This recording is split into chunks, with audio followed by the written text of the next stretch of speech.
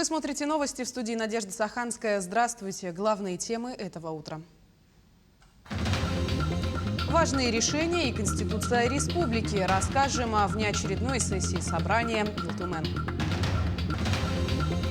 Важный ресурс Севера. В Амгинском районе ведутся работы по завозу каменного угля. Очередные медали первенства России. Спортсмены Якутии принимают участие в чемпионате страны по пауэрлифтингу.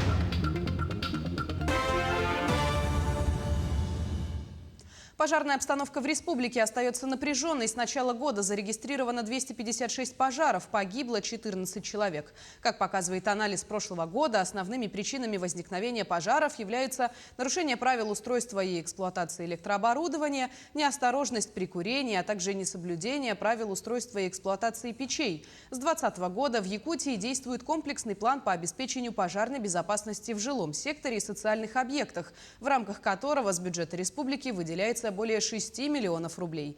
В качестве основного направления плана выступает установка автономных дымовых пожарных извещателей гражданам из социально незащищенных слоев населения. Властями республики даны дополнительные поручения по усилению пожарно-профилактических мероприятий.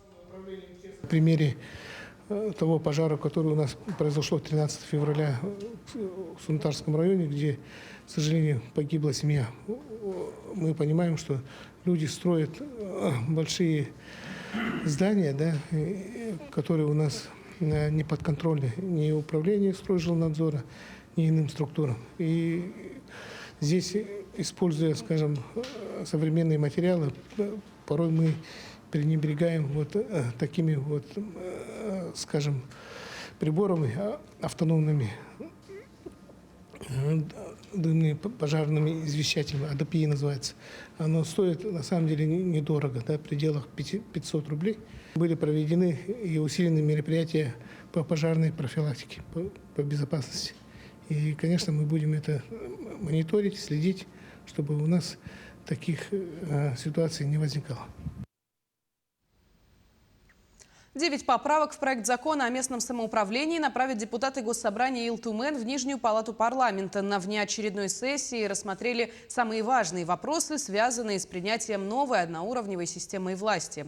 На заседании в том числе шла речь и о Конституции республики. Обо всем по порядку, далее в сюжете. Закон, который вызвал множество обсуждений о местном самоуправлении в системе публичной власти, должен работать на благо всех жителей. Больше 200 предложений поступило от депутатов, общественности за время рассмотрения его концепции. В Илтумене даже создали рабочую группу, которая тщательно прорабатывала все поправки. Сегодня на внеочередной сессии Госсобрания выделили 9 основных. Их и направят в Госдуму. У нас есть информация, что уже в половине марта текущего года Государственная Дума его будет принимать во втором чтении.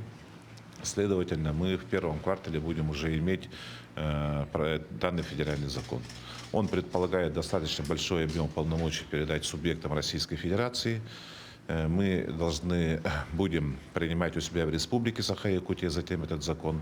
Но, тем не менее, сегодня мы свои замечания направили 9 поправок, которые касаются в основном интересов такого огромного субъекта, как наша республика. В проекте закона отражены более четкое разграничение полномочий государственной власти и местного самоуправления. Расширена возможность субъектов, усиливается ответственность глав муниципалитетов. Кроме того, на заседании рассмотрели вопрос соответствия Конституции. Он длился без малого 20 лет. И главным его пунктом является территориальная целостность субъекта. Оставались ряд вопросов спорных, по которым этот спор шел достаточно долго.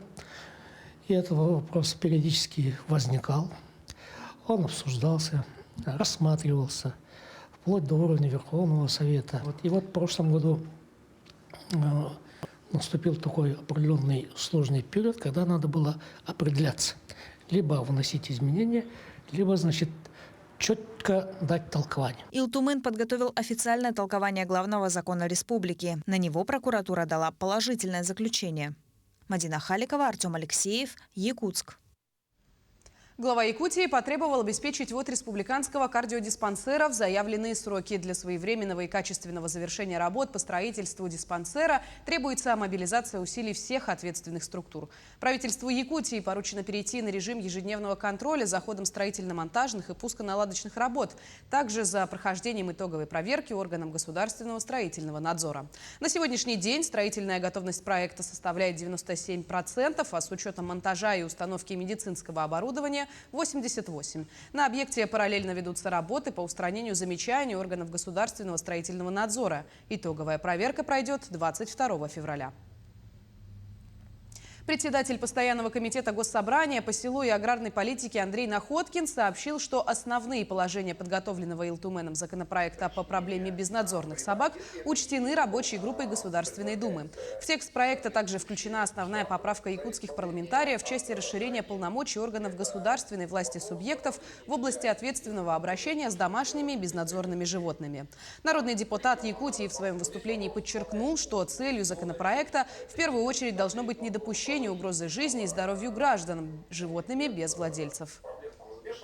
Срочной надобности в рассмотрении данного вопроса, нашего законопроекта сегодня на пленарном заседании уже нет, отпадает. Но я полагаю, вот меня правильно поймут, что в связи со снятием данного вопроса сегодня работа не останавливается. Мы дальше будем отстаивать интересы республики в данном вопросе именно в рамках работы данной рабочей комиссии. Учет граждан, нуждающихся в социальной помощи, планируют вести через единую государственную информационную систему социального обеспечения. Сейчас уровень доходов граждан, а также количество россиян, находящихся за чертой бедности, определяются на основе выборочных статистических наблюдений Росстата. Доходы и имущественное положение учитывается в статистике на основании неподтвержденной информации, которая записывается со слов граждан и может использоваться только для косвенного анализа влияния мер поддержки на уровень бедности. В правительстве полагают, что после внесения изменений в законодательство социальная помощь станет более адресной. В Амгинском районе ведутся работы по завозу каменного угля с угольного разреза Харбалах. Годовой план по завозу составляет 72 тысячи тонн. В период навигации в район было доставлено только 14 тысяч вместо запланированных 30 соответственно. Еще с ноября прошлого года началась перевозка угля со станции Нижний Бестях, где по реке Лени был завезен уголь поселка Сангар. Также по сей день осуществляется перевозка угля наземным транспортом с угольного разреза. С него до апреля этого года будет доставлено 43 тысячи тонн. Запланировано на 2022 год 43 тысячи тонн. Ну, сейчас в данное время завезли 29 тысяч тонн с Харбалахского разреза. Ну, качество угля, сказать бы, очень плохое. Вполне нормально. По тех условиям совпадает. Тем временем Якутия будет оставаться одним из главных регионов, обеспечивающих прирост добычи нефти и газа в России. Имеются значительные объемы перспективных и прогнозных ресурсов, а также хорошие возможности для новых открытий. Так, в Усть-Майском районе проводятся сейсморазведочные работы по поиску углеводородного сырья. Усть-Майский район является не только золотодобывающим, но и перспективным в плане добычи нефти и газа. На нашей территории неоднократно проводились геологоразведочные работы по поиску углеводородов, и это не случайно. Нетрудно предположить, что в случае обнаружения запасов сырья наиболее короткий путь для транспортировки – это Порт-Аян, который граничит с Усть-Майским районом, а это огромное преимущество для доставки. Не просто геофизики приходят на пустое место, есть, значит, к этому большие предпосылки. Поэтому наличие инфраструктуры при поиске, там, если мы говорим про углеводороды, то это в любом случае создается инфраструктура. Это труба, это дорога, это ЛЭП, ну и дальнейшая транспортировка. Ну, нетрудно предположить, что у вас наиболее ближайший удобный пункт транспортировки – это, наверное, все-таки Порт-Аян. Поэтому с осени 2021 года в Усть-Майском районе работает партия геофизики, которая занимается поиском углеводородного сырья. Основная база развернута в поселке Усть-Мая. Начали работу в ноябре месяце. Сначала пошла лесопорубочные работы, затем сейсморазведочные. Работаем мы импульсниками. Это электромагнитный импульс на земли направленный. Это экологический вид работ. Мы не нарушаем ничего, не взрываем, не подрываем, ничего не бурим. Метод выбран наиболее щадящий для экологии и производства. Это импульсные источники. Он предусматривает задачу направления рубки профилей и по ним уже отработка. Радует то, что промышленные производственные предприятия обратили внимание на наш район, и, соответственно, у нас появляется надежда в том, что район будет развиваться. Администрация района ставит задачу перед всеми входящими предприятиями, чтобы на работу брали людей, имеющих определенные специальности из местного населения. У нас очень хорошо привлеклись к работе это жители Ижанцев. На сегодняшний день это, наверное, большая часть населения, которое мы привлекли, это с Ижанцев. Я бы сказал, довольно качественный персонал в плане того, что грамотные, молодые ребята, легко обучаемые. Сейчас начальники сейсмоотрядов проводят с ними дополнительное обучение, потому что это смотка-размотка сейсмического оборудования, как это правильно разложить геофоны, косы, собирать, налаживать, учатся. Налоги от проводимых работ остаются здесь, на территории района. Развитие промышленного производства несет только плюсы, повысит уровень жизни населения и позволит развиваться району во всех направлениях. Юрий Таюрский, Тимур Канаев, поселок Усьмая. Новейший беспилотник вертолетного типа БАЗ-200 планируется использовать для поиска природных ископаемых, в том числе и в арктических регионах. Беспилотник будет применяться для геологоразведки, поиска новых нефтяных и газовых месторождений с использованием аэрогравиметрической и аэромагнитной съемки. Отметим, что беспилотник БАЗ-200 – это комплекс вертолетного типа с внешним пилотом. Он может использоваться для мониторинга местности в темное и светлое время суток, для обнаружения объектов и слежения за ними, а также передачи видеоинформации, видимого и инфракрасного диапазонов. В завершение о спорте. В эти дни в Москве проходит чемпионат и первенство России по пауэрлифтингу по дисциплине классический жим лежа.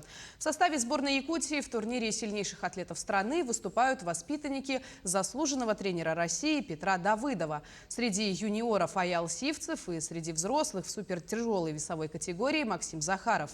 Якутянин Аял Сивцев завоевал золотые медали первенства России среди юношей до 23 лет. Он вошел в состав юношеской сборной России и получил путевку на первенство мира, который пройдет в мае в Казахстане. 17 февраля на помост главного турнира России выйдет якутянин Максим Захаров в предпоследний день соревнований.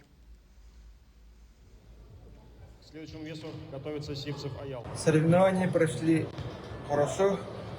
То, что мы задумали с тренером, выполнили. И довольный результат. По итогам юниорского первенства наш атлет занял первое место в весовой категории до 59 килограммов. Тем самым получил право защищать нашу страну в первенстве мира, который должен проходить в городе Алмата в конце мая. К этому часу это все новости. Хорошего дня.